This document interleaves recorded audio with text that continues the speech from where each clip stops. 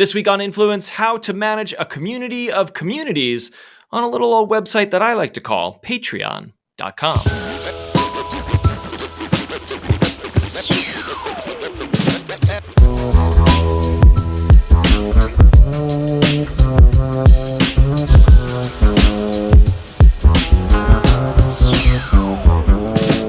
World Wide Web travelers and information superhighway surfers. You've done it again. You've joined me for another episode of Influence with, I guess it's me, Matt Silverman. My name is in the title of the show. Hello.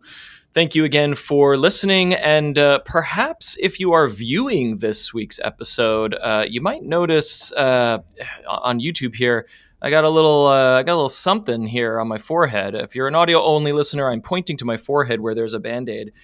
And that's because earlier this week, I got up from my bed to use the restroom and fainted in my bathroom and hit my head on something, resulting in a visit to the emergency room.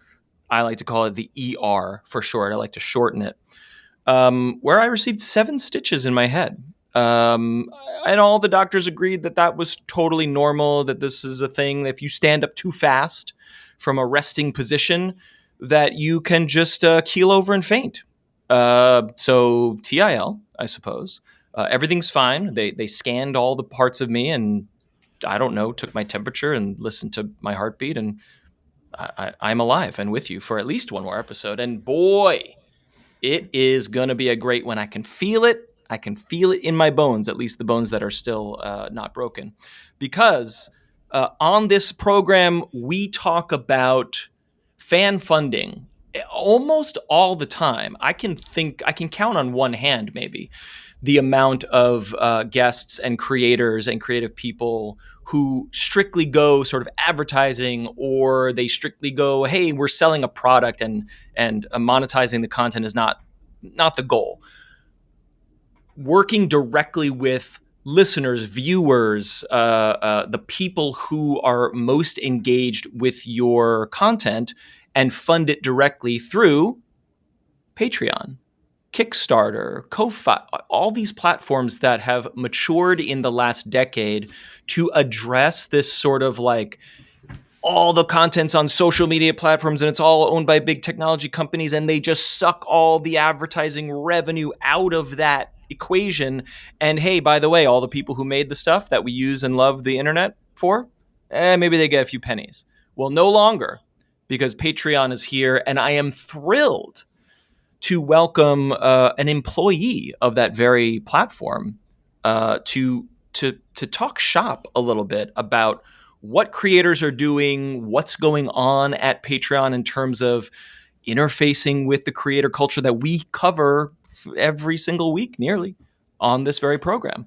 My guest today is the head of online community, the head at this website that I like to call patreon.com.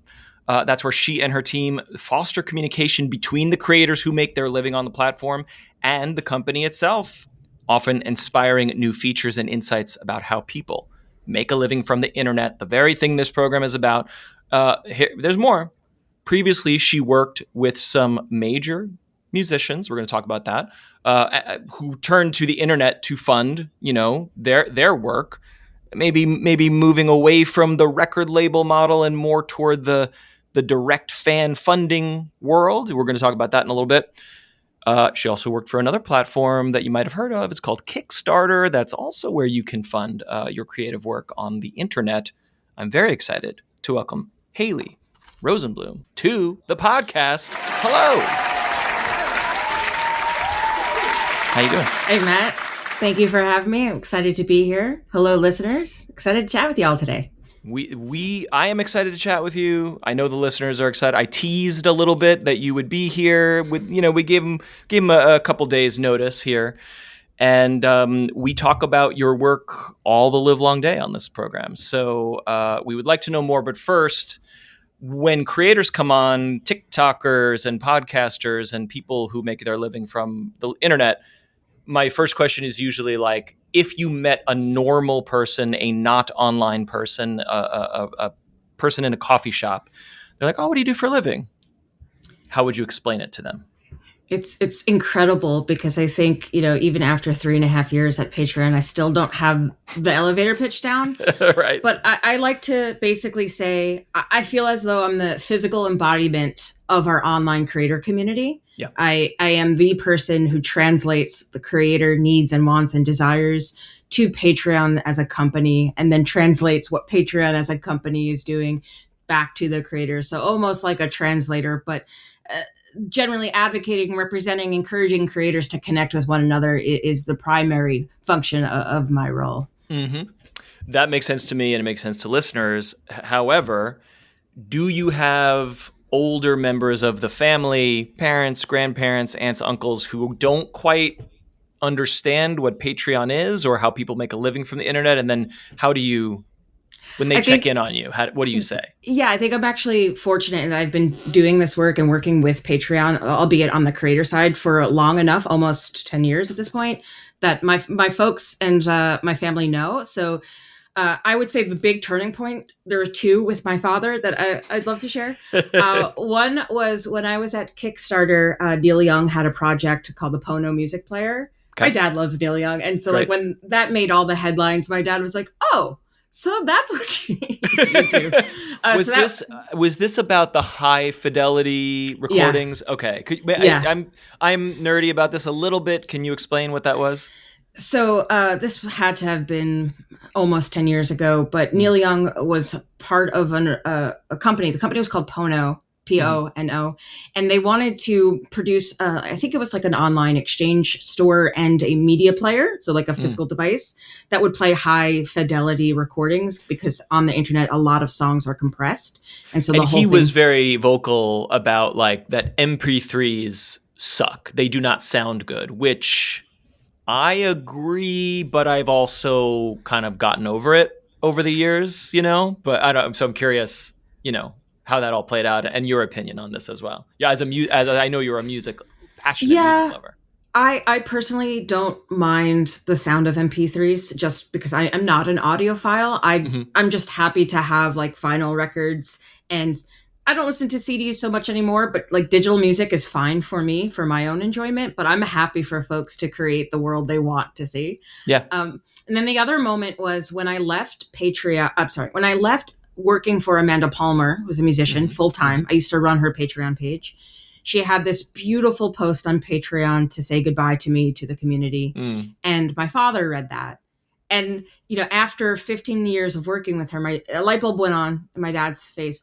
Oh, so that's what you do. You must be important. Like, because she explained, the glue that I was to her and her community and her artwork, and in such a beautiful way that helped explain it to folks who aren't in this world day to day. Isn't it funny? Like, you would never say to your own dad, like, I'm doing important work. Hey, Dad, listen up. Like, what I'm doing is happening here. But when the notable person says it about you, it's like, oh. Well, I graduated in 2009, which was the start of one of many, I guess, financial crises in our lifetime. Sure. And so it was either go to a master's program of some kind, or try to figure out your way navigating the workforce. Good luck. I was going to go to law school because I wanted to work in music management. I wanted to help the artists I cared for. I didn't go to law school, but I did end up working in music management. I started interning with a music manager, basically put as liaison between Amanda Palmer's community and her traditional music manager. And so my father has seen me work really hard from the bottom up.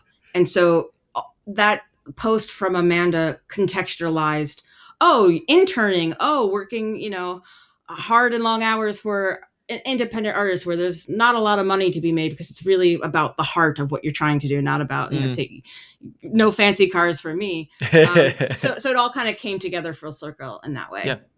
I had to look up Amanda Palmer's work because I wasn't familiar. I apologize. But, Dresden Dolls, et cetera. Can you give us an overview of her career and then also like where you entered and where the pivot toward internet funding started happening there? Absolutely. So Amanda Palmer is a singer, songwriter, musician. She's known for playing the keyboard, and she's also picked up the ukulele. She was in a band called the Dresden Dolls, and then famously had issues with her record label. Mm. When she got off her record label, she was able to continue her solo career full-time, completely independent, small management team, independent releases, direct-to-fan funding, and community building, which is the part that I played with her, her independent team. She's a trailblazer for all things fan funding. One of the first people to use Bandcamp for merch in 2010. Okay. One of the first people to use Twitter in like 2009 to sell something. I think it was through a t-shirt company. And is known for breaking records on internet platforms like Kickstarter, where she has the highest funded original music project. She famously raised over $1 million in a pre-order to create and fulfill a beautiful independent record release that cracked the top 10 of Billboard, because the pre-sales through Kickstarter helped do that. Wow. Is that still a record holder these days? It's a record holder for independent music. Yeah. I think there is a music project Kickstarter did re-releasing Carl Sagan's Gold vinyl record. Oh, wow. And so that is a beautiful, awesome, cool project, but it's not an original music artist raising funds with community. Mm-hmm. So after she did Kickstarter in 2012, she ended up progressing her career to use Patreon in 2015. She launched, and demonstrating intense community connection and demonstrating over delivering, under promising.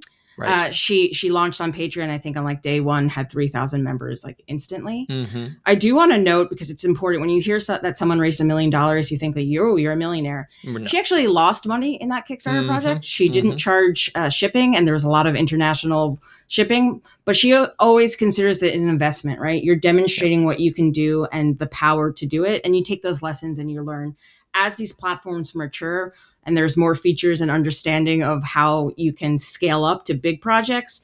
You take those lessons and you launch your Patreon, and you maybe don't have so many physical items because you know that's not important to you. That's not necessarily important to your community. Mm-hmm. So yeah, anything that is an online fan connection or fan monetization platform, Amanda Palmer has used, and I would say trailblazed, quite frankly.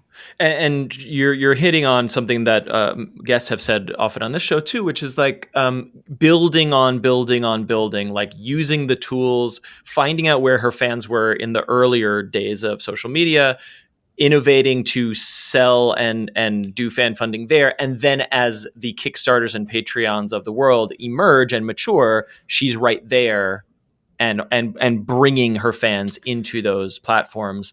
You said 2015 for Patreon. I did the research, but I don't have it handy. When did Patreon launch, and how early was she to the platform in that context? Yeah, Patreon's 11 years old, and Amanda was Jack Conti, the co-founder of Patreon, is in a band called Pomplamoose, who opened well aware. for the Dresden Dolls. When Pomplamoose came onto the internet, I was working in a digital newsroom, and we were like, "What? What is?" Wait, they're doing music. It's all them doing music, and it blew our mind, and we covered them very closely. And I love it. They're a huge inspiration to me personally. Oh, that's so fantastic to hear. So Amanda and Jack have been friends forever, because Pomplamoose opened for the Dresden Dolls. And so basically on day one, when Patreon launches, Jack and Amanda are emailing, thinking about how to do it. Now, to be frank, Amanda has been thinking about doing her own sort of patronage system since 2010. I remember part of these conversations, right? Her background is in her early 20s. She was a busker doing living statue art performances in Cambridge Square, up in the Boston area. And so the idea of community coming together to support art was something that's in her DNA of her work. Right. And so she took some time to launch on Patreon, needed to make sure the timing was right for her. At that point in time, I was at Kickstarter full time now. So I started working with her. She did her Kickstarter campaign. And then I transitioned into working at Kickstarter full time as their first music community hire.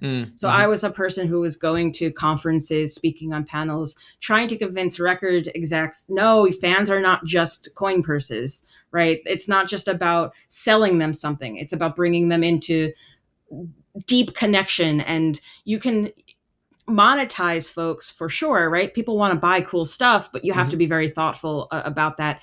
And they didn't get it at that time. Like, why was your mission to court record execs? Wouldn't it have been to court the artists to pull them away from the record label model? When we're talking about like college music journals, CMJ Festival, South by Southwest, Latin American Music Conference, it's mostly industry folks that are there. Okay. But when we're talking to artists in particular, they're very concerned about the perception of asking for money. And I like to really hold, one of the things I hold so as my North Star in thinking about this world is, I think it's actually like a line from that Amanda shared in her TED Talk, in The Art of Asking, which she then turned into a bestseller, a New York Times bestseller book. It's not about how you make people pay for music, right? Because people aren't buying music anymore, was the conversation. Right. It's how you let them. And so people didn't understand that as a fan, I am so stoked to get the inside look and to be part of the process and to have your diaries from the recording studio. And I may or may not like want the merch, but I just want you to make what you're making. I want you to be able to release music. And that's the kind of concept that has been really hard to articulate. But I want to say a turning point was the pandemic. And in that sense where we're not having in-person gatherings, artists are not going on tour. Crews are being essentially let go because they can't sustain their in real life part of the industry. And then, the internet is this thing. We could do live streams. We can do Q&As. We can do all sorts of online community building, and we can earn money. And people who have the money are happy to give it to people who don't. Right. So there's this change in tides, I think, over the last few years, sparked by that and all this amazing development of technology and ways to connect. Even us connecting right now through the internet to do a podcast interview. We're not in an in-person studio together. Right. It's taking these sort of developments and learning how to use them. You're hitting at something that I've often talked about and thought about with Patreon specifically, in that I think you tell me, give me your take on this, but I think a lot of people think of Patreon as a transaction of like, I'm going to get perks or I'm going to get bonus material. And it has evolved to incorporate that. But when it first came on the scene and I started supporting different creators on Patreon, I viewed it very much like NPR or PBS, which is this stuff will always be free on the internet. I can always watch your YouTube videos, but hot dang, I need this to keep existing. It is so important for me to get reliable journalism, so I contribute to NPR. And it is so important for this dumbass improv podcast to keep going that I'm going to spend $2 a month to make sure it's still happening. I don't want perks. I don't want stuff in the mail. I just want you to keep going. And it's right there in the name. This is patronage in the way that arts have been funded by historically rich people, but now we have communal crowdfunding patronage. Yeah, I think the early days of Patreon were certainly that, but it's not that anymore. And I think it's really important to emphasize that Patreon has grown up in these last decade. And it's not just about altruistic support. For some folks it is, but not broadly. And for some folks, it's a one-on-one exchange. Give me the bonus content. Give me the special merch. For some folks, it's still that, and that's super fair. It's a purchase in sometimes for some people. Absolutely. And you could decide if that's cool or that's what you want or not. But then it's also, we're expanding into more community tooling and more opportunities to connect with your audience and your fans outside of social media, outside of different avenues.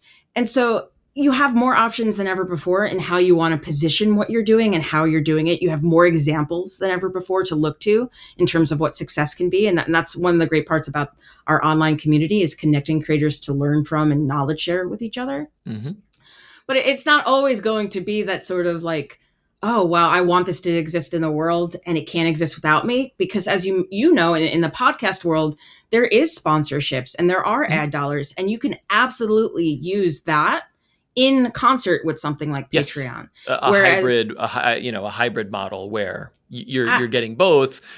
And then the patrons want ad-free episodes or like you said, bonus content, etc. That's an absolute way to do it. And so it's not just the folks who can't get sponsorships or don't Right. want sponsorships. You can certainly create a business that looks so different and intricate based on what your goals are. And you can do that through Patreon or through other platforms and services that you use in concert with your community building. Yep.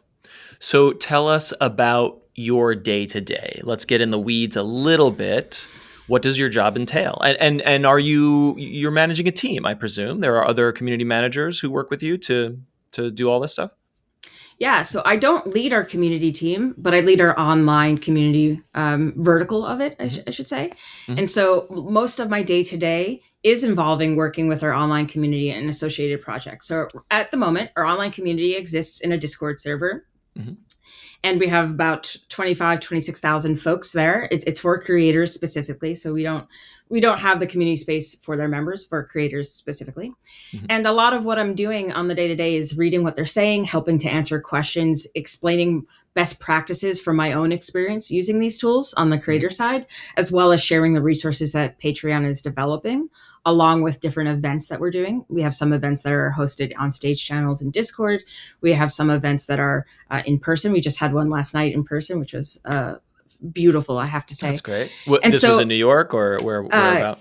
Yeah, this event was in New York, called Creator Conversations. So we're just ramping up, starting more in-person connections. Nice. So in addition to responding to folks in the online community itself, a lot of my day is also working behind the scenes.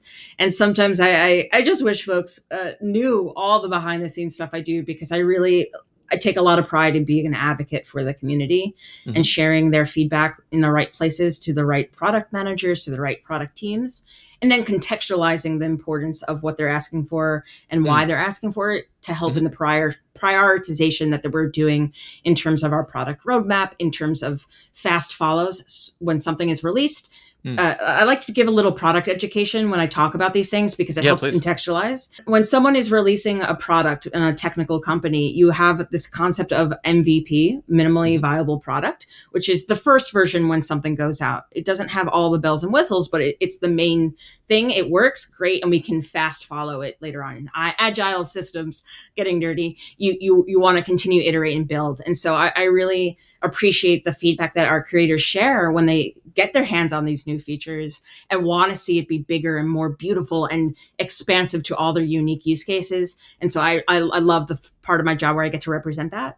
And I also do a lot of communications work. We share a lot of announcement updates in our Discord server and our online community. And so I love working with our product marketing team to help make sure that we're communicating in a way that creators understand as well. Yep. So for non-technical listeners who don't work in the marketing or tech software space, when you're saying product, it's not a physical product, but it's like a feature of the platform, right? Absolutely. So product entails the technical aspect of a website, an app, a platform. It's everything that is like features and even design and colors and user experience of. So anytime you go to a website and there's a feature or a button or something like that, it's associated as a technical product. So do you have an example handy of like you're communicating with creators and they're in that conversation? It's like, oh, wouldn't it be great if we could do this? And then like you said, you say, that's amazing. You fast track it. Programmers build it, you release it, and then they're like, it's great, but then there's a bug. Give us an example of that work.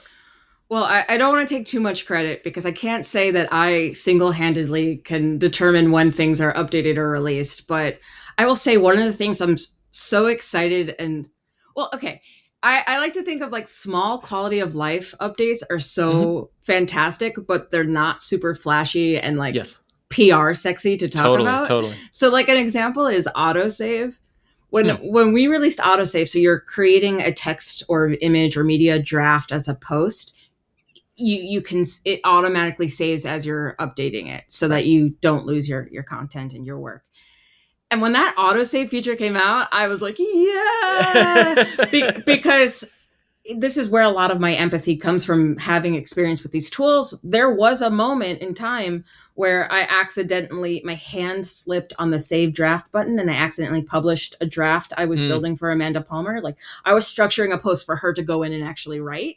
And so my little guideline got published and people are like, what's this? I was like, no. Yeah. So like auto save is a really good example of like something that came out that seemed small. And I was like, no, it is not small. Let me shout this to the rooftop. We have a lot of writers in our online community. Let me share that. So that's one I'm particularly excited about because these are kind of requests that I used to make on the creator side, and to see them actually developed now is super exciting. But it's such, like you said, it's such invisible work because it's just a thing that naturally happens. And when it breaks, it's like, oh my God. But when everything's working flawlessly, nobody cares or notices. So I don't know. Invisible work can be thankless, I suppose. How do you feel about that? I don't want to be too corny, but I truly believe that everything that I'm advocating for is for the greater good of the creators that are using it. Mm-hmm. And so like the creators have someone who's upset about something can come into the community and take that frustration out at me trying to help them because I, for whatever reason, may not be able to give them what they want. Yeah. But when I see a creator come in and say, like, I'm celebrating my anniversary of having my Patreon and I just met a fan and this, that, whatever the beautiful story is, I sit back and go, this is the why I do what I do is I want to help creators connect with each other. I want to help creators connect with their fans. I want to be part of making a better Patreon because I know the significance of it. Right. And you don't have to thank me. This is something that goes back to my work with musicians.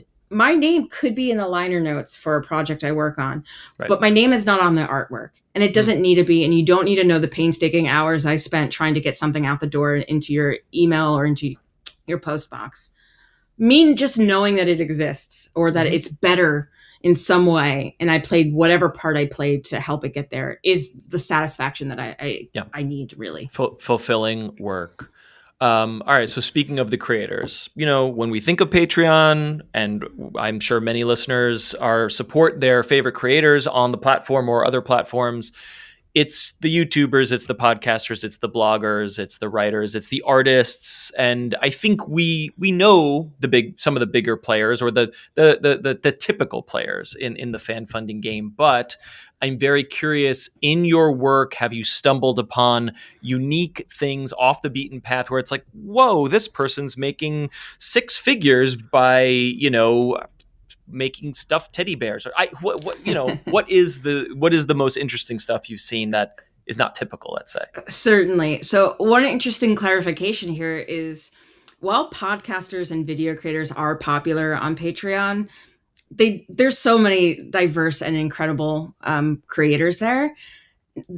Let's think of like different verticals, writers, you have musicians, you have video podcasters, all that. None of these verticals make up more than 20% of creators on the platform. So there's a wide breadth of diversity. Major diversity. Yeah. Okay. And great. One of the exciting things in an online community is welcoming new members into the space. So we have an introduction channel and we encourage folks to say hello and tell us what they do.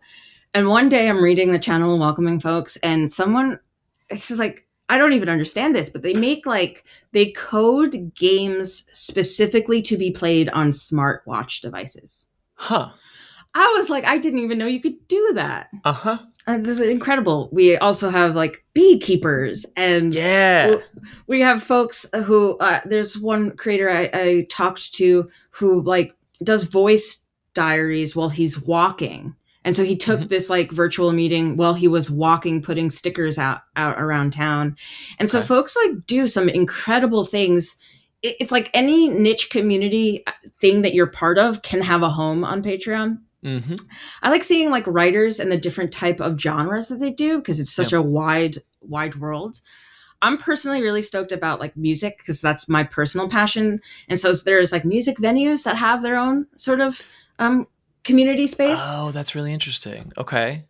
Yeah, it was really exciting in 2016, I think it was, or 2017 about that. We, as Amanda Palmer's team, we were on tour. We were in San Francisco and we stopped by the Patreon office at that point in time to do a webcast and then we went and played a concert at DNA Lounge in San Francisco. And I was like, whoa, Amanda's a Patreon creator. We were just at Patreon, the mothership. And now we're at this venue that's also on Patreon. This is super cool. So see, traditional businesses, even brick and mortar businesses who are like, hey, the economics of our current moment are not quite lining up. Is there a way? I've thought about this. I've talked to people just in my life and family members who are like, we have this group or that's a singing group or whatever. And it's like, oh, it's really hard to sell tickets. I'm like, I would put $10 a month into a Patreon just to keep it going. Like, I just don't think enough people think about it from that point of view.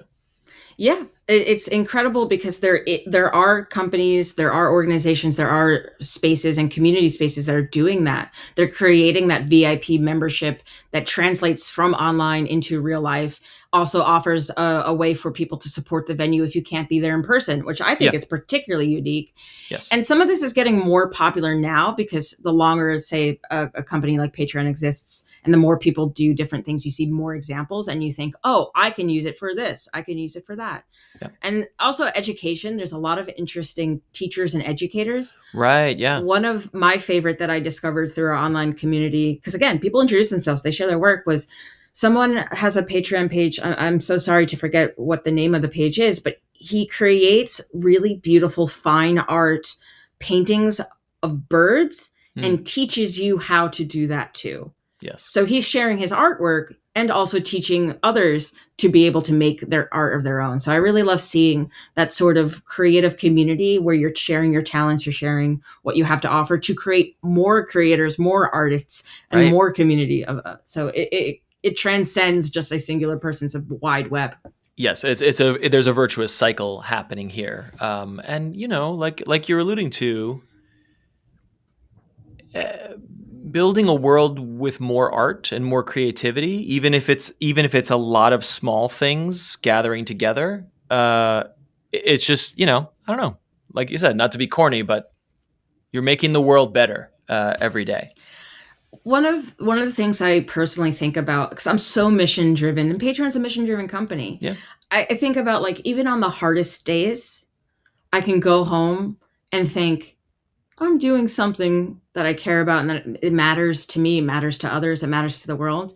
A lot of folks may in their day jobs do something that they don't necessarily personally see the impact of. Mm-hmm. And so I consider myself lucky that even the hardest problems I have to solve, I feel good about the North Star we're all basically using to get us where we need to go. So I feel incredibly fortunate that even chatting with you today is technically part of my job. Yeah, because chatting with creators, chatting with people who are making things and inspiring them, like what a dream to be able to say something and have someone walk away and think, oh, I should try this. And then they find success or they find something that they didn't have before is a total privilege for sure. Yeah.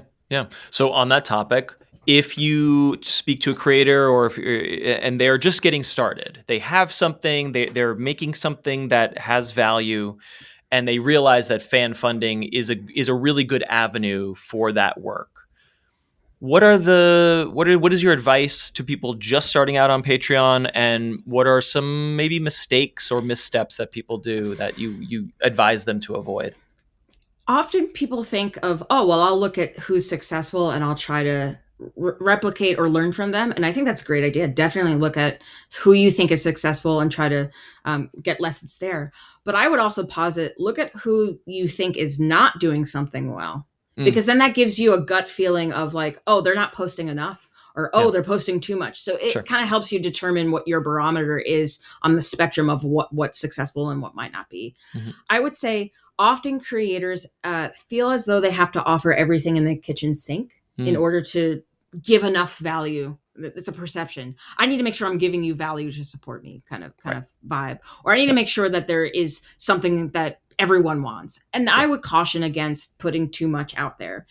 In the essence where if you are offering tiers that have very complicated fulfillment, you'll be spending more time trying to fulfill, like, say, physical mailings that people may or may not care for, versus spending your time honing your craft and doing the thing that you love and the whole point. I've heard that often from people of like, we promised this and oh my gosh, we're spending all our time mailing envelopes rather than making the show or whatever. Yeah.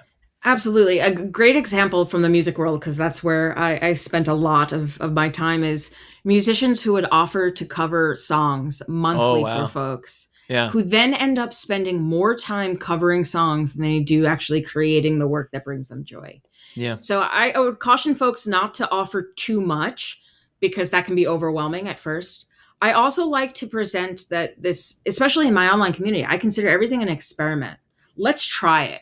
If it doesn't stick and it's not working, or for whatever reason I need to scale back, create that safe space and that expectation and that communication. Communication is everything, because if you Yes. start off with, say, 5 tiers, and then after a year you're feeling a little stressed out about it, tell your fans, say, hey, I think I'm going to reduce it to 3 tiers, just FYI. Like, folks, I have found in my career, in my life, folks are happy to have you feel supported and do what you need to do to be the best artist or creator you can, as long as they understand what the expectations are. Yeah, that's great advice. Thank you. So I'm going to take some of this advice to heart for myself. I need to take a break and thank my patrons, but first we have to do our court-mandated trivia segment, where I try to stump every single guest with some trivia that's related to their area of expertise. Are you prepared? Are you feeling energized? Are you scared? What's your level right now? I am so stoked and curious, and I come with that open mind that even if I don't get the correct answer right, I will learn something from it. And so, wow, I'm ready. Are you the most positive person that's ever been on the show? We're going to find out.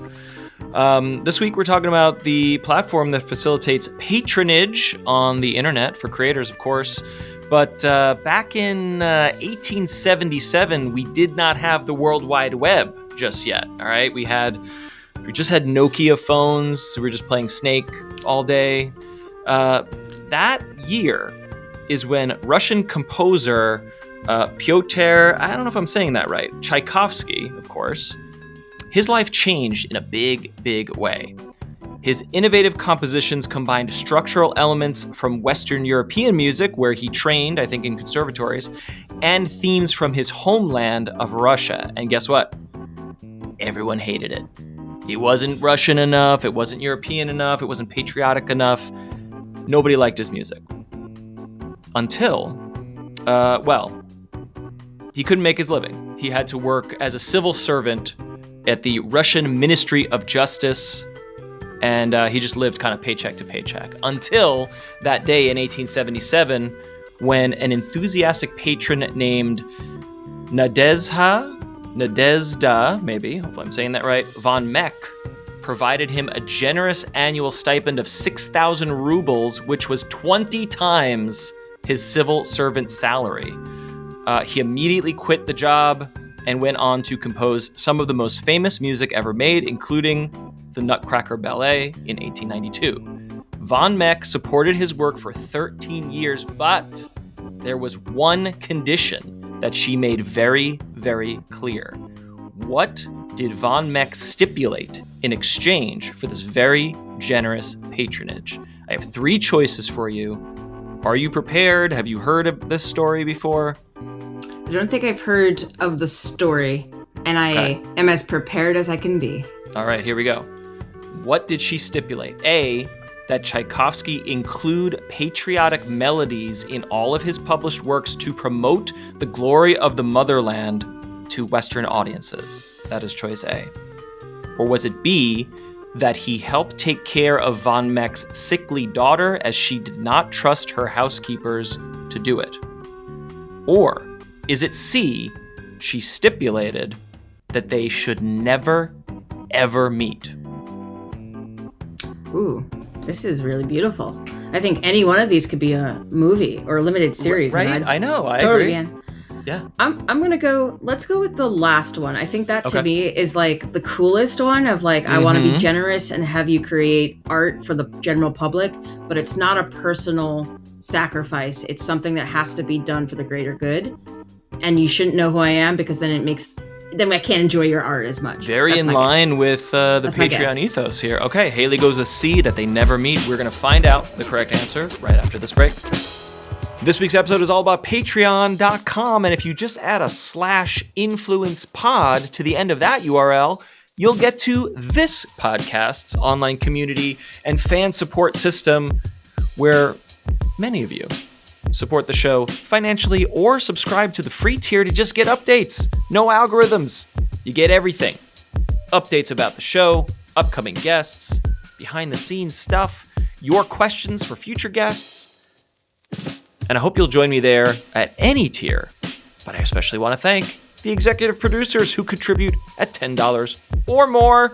And their names are William, Bowie Barks, Dominic Kerr, and Duran. Thank you to everyone who hits the like button, subscribes on any platform, and to those who support financially or at the free tier on patreon.com/influencepod. Thank you so much. And now we got to get back to the trivia. We're back with Hayley Rosenblum, the head of online community at a little old website that I like to call patreon.com. And before we went to break, we had a trivia question about patronage, and that is that Tchaikovsky, the Russian composer, worked a boring office job until a very generous patron 20x'd his salary and helped him to create some of the greatest Russian music ever composed. But on what condition?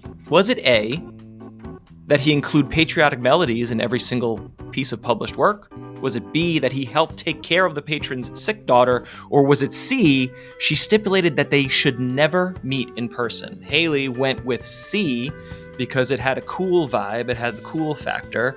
I always give guests a chance to reconsider their answer after the break. Have you had second thoughts? No, we're going to stick with C. Just going to stick. The correct answer is that despite sending more than 1,200 deeply personal letters to each other over 13 years of patronage, the condition was that they should never meet in person. And because Tchaikovsky was extremely socially awkward, apparently, he was thrilled to agree to the terms. Imagine you're a genius and you hate your job and you're really awkward, and then someone's like, I'm going to just pay you millions of dollars to make art and just write letters to me and never talk to me and never meet. Yeah, I think you can build a real beautiful relationship never seeing someone's face. And I'm an online community expert. I'm an online community, lifelong, community member. So that makes a lot of sense. And that's like the OG sort of online community. It's pen pals. Exactly. You don't get distracted and you don't get the obligations that you would get if you're someone staring them down as they're composing, I suppose. Yeah, exactly right. And interestingly, apparently, according to the letters and some of this research, they did meet once by accident, but they seem like they made a point to not speak to each other. Maybe it was like, and then they were just like, nope, and then went back to their letters or something. And you're right. I think we kickstart a script for this movie, limited series. Let's get Netflix on the phone here. Sounds good. Let's go. All right. There is a mini interview on Patreon's blog or like sort of corporate page that introduces you when you got hired, and it talks about your background and your work. And then there was something in it that you cited a colleague, maybe your boss, gave you advice on how to deal with like negative comments in the community or like online haters, quote unquote. Can you share that advice and how it informs your work? Absolutely. So when I started at Patreon 3.5 years ago, I had my hiring manager was named Danya Schultz, and she was fantastic. And it was a bit of a challenging time initially for me because some folks were upset about some things. And it's really hard, like, to not absorb as an empath, to absorb people's emotions. Yeah. And she said, you should read what they're saying, but do it in the voice of someone you love, like your grandmother. And that will take the sting out of what they're trying to communicate and then help you get to the root of what they're trying to say and why. And that's something that I think is really an interesting way to think about how you build community online and use social media. People are impassioned. People want to feel seen. They want to feel heard. And they're not necessarily thinking about how what they're saying is received. If you've ever worked in a retail or customer service type position, you probably have encountered this as well. they just care, and they care deeply. And so sometimes anger and sometimes biting words are their way to express how much they care or to express frustration. So if you can remove some of that sting to get to the heart of what they're trying to communicate and why, you can actually get to finding what you need so that you can maybe action it or log it or report it, however, you do, depending on your work. And then also take away some of the difficulty that you're having in being sort of the front force. Yes. I have this analogy. I like to say, being on the front lines of communication, I'm almost like a piñata sometimes. I am like the flashy person hanging out. It's true. Just there to take those hits. And the goal is they want to hit because they want the candy. They want the benefit of whatever it is that they're saying, right? And so with that mindset and understanding that as a role, as a function of the work, and figuring out how to not take it personal, because it's not personal, and how to empathize and communicate their needs empathetically, maybe removing some of the stinging words. Yeah. You can really get to the heart of what people want and need and why they're so emotional or excited or riled up about something. Some folks are just, they're not necessarily communicating in diplomatic ways, but the best part of the work, honestly, is sitting back in the community and watching the community members go to bat and say, hey, maybe you're new here because Hayley's really helpful. And she's not the person who's responsible for whatever issue you might be experiencing. And hey, respect our space. So it's really cool to see the community sort of rally around each other. I don't remember who said this or where I learned it, but the mark of the healthiest online community is when the members are talking amongst themselves, or like you said, going to bat for the community, where you are just hands off and they're not doing the work, but they're engaged. You don't have to handhold every conversation, I guess. Absolutely. We use a lot of analogies in the community world about you're creating a party. Yeah. And you want to introduce people to each other, but you want them to have the conversations. You want them to talk about the dessert and have them recommend what drink to have. You can set them up to be in that space. You're creating the home for them. A cocktail party where you have to jump to every individual person and be like, are you having fun? What are you doing? And then you go to the next. That's not what a party is, right? Absolutely. And you need a sense of security, right? You want to know that this is a safe place to have the most vibrant conversations. But you also want to know that if someone is just taking the microphone and shouting, look at me, boy, I want to ruin this experience. You want to know that you're not going to allow that in this space and create a comfortable, safe environment. So that's what I do in the online community. That's what many creators do in their Patreon communities themselves. Right. So it is really nice to see folks, join together and support one another. That advice about reading a comment in the voice of a loved one can apply to any online discourse, because, to your point, when people are faceless on the internet, they're more likely to react with less empathy and receive with less empathy. And you could argue that it's a real problem with our social discourse in general. Certainly. And as much as I love the internet. It's compassion beat too, as well, because they may not realize they're talking to a human. Totally. And then when you respond and you if someone says something nasty on a social media site and the celebrity is like, hey, that's not cool. They're like, oh, no, I'm so sorry. They don't have a concept that they're having an exchange. So we see that happen sometimes online as well. Yeah. It's good advice, whether you are a community manager or perhaps just a social media user in general.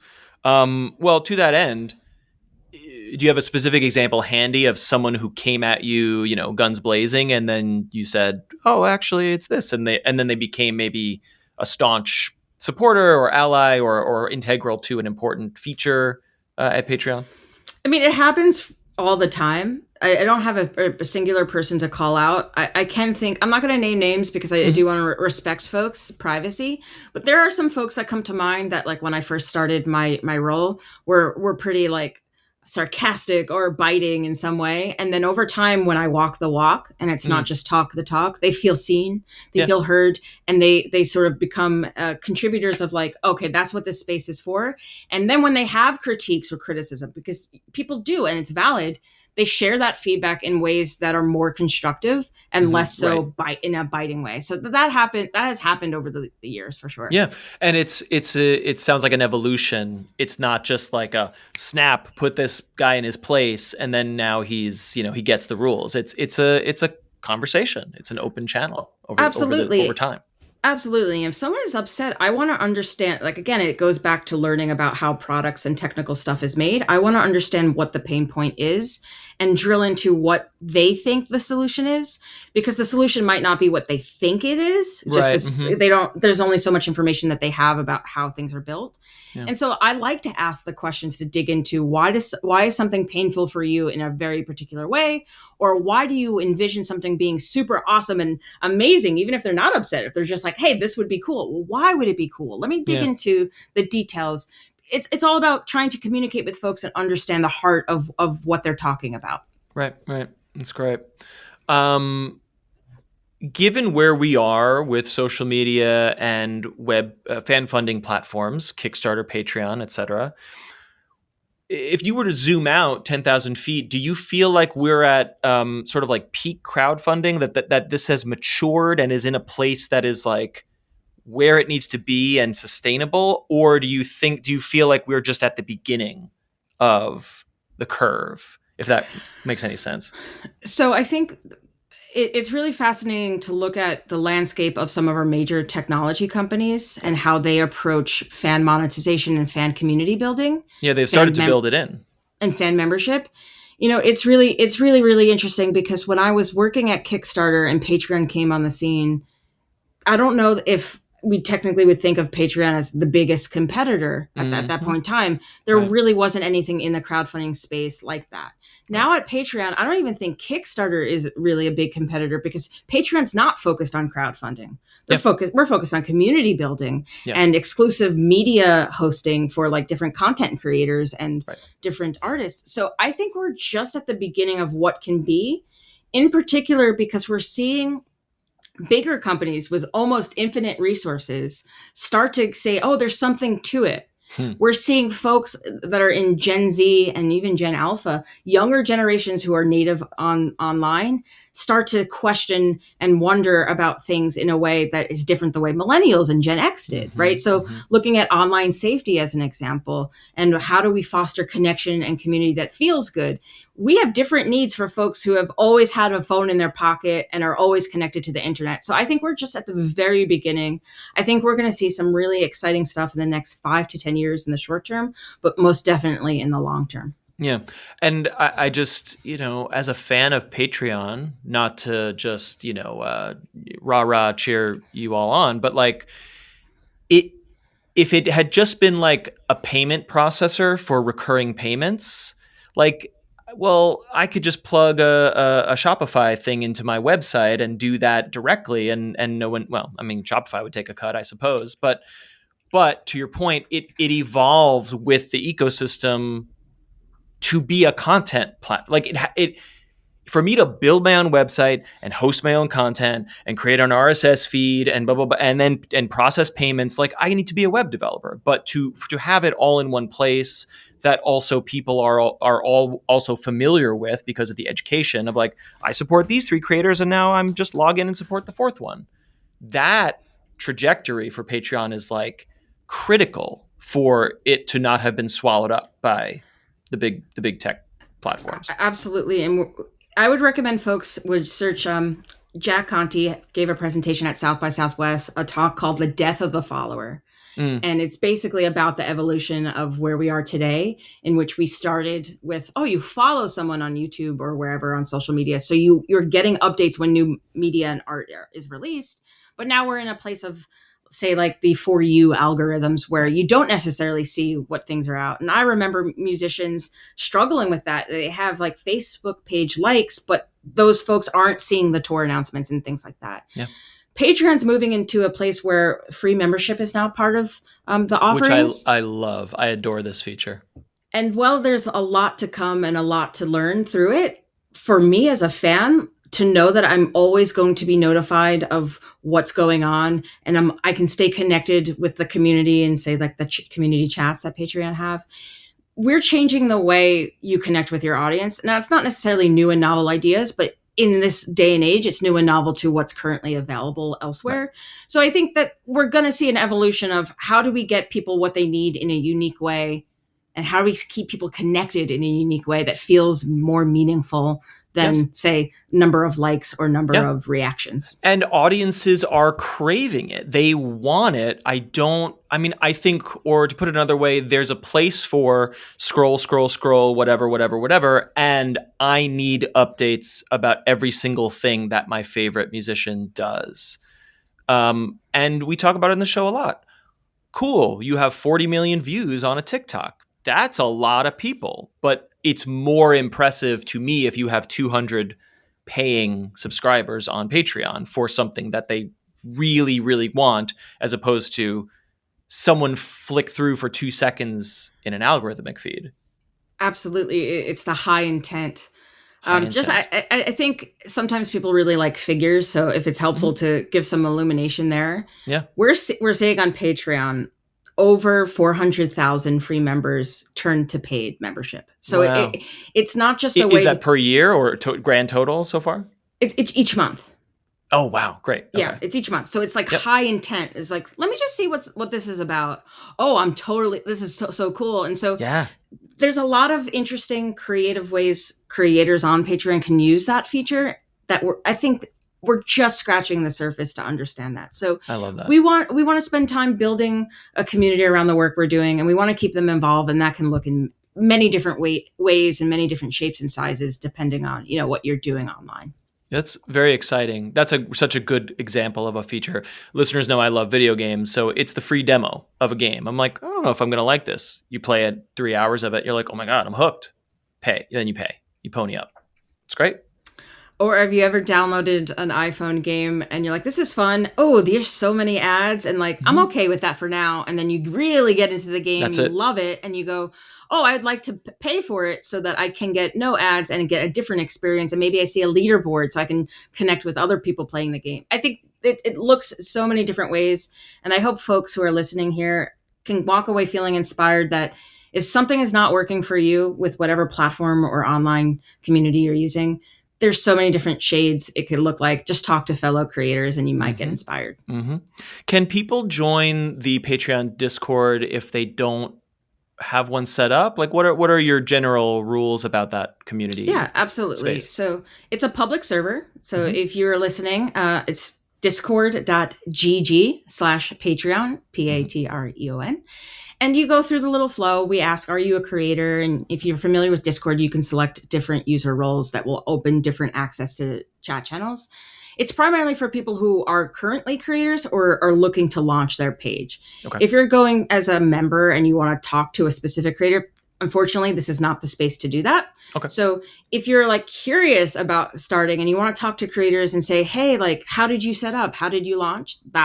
It's totally a space for you. And if you're already launched and maybe you want to get some tips or share advice, because folks who have been through the ringer and have learned a lot of lessons along the way in their career and their art, they want to knowledge share. And it feels really good to say, here's what I've learned. For me, it feels really good. I'd love to share what I've learned using Patreon and other platforms on the internet.